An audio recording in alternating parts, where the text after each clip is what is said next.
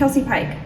We're here in my studio for hand papermaking in Kansas City, Missouri, and I wanted to introduce you to my new book called Modern Papermaking Techniques in Handmade Paper and 13 Projects, available from Stash Books.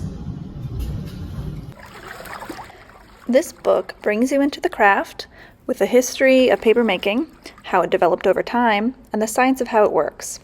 Then the book jumps to the present day to discuss the modern tools and supplies that you'll need to make your own paper, including lots of accessible options. I've included instructions for building some of your own papermaking tools, including a mold and decal, a couching table, and a press. Then it's time to make your very first sheets.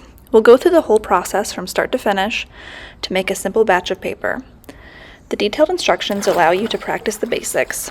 Then you'll expand your knowledge base with techniques like color and additives, shaping paper, and preparing different types of pulp. One of my favorite parts of the book is that it contains color recipes for these 30 beautiful colors. The professional technique section is there for when you're ready to take your papermaking to the next level. The final and most fun section in this book contains the projects. Here, we'll take everything you've learned to make all kinds of exciting and beautiful papers, from papers that look like the moon to a tiny envelope and card. Papermaking is a craft that can be calming, repetitive, and meditative.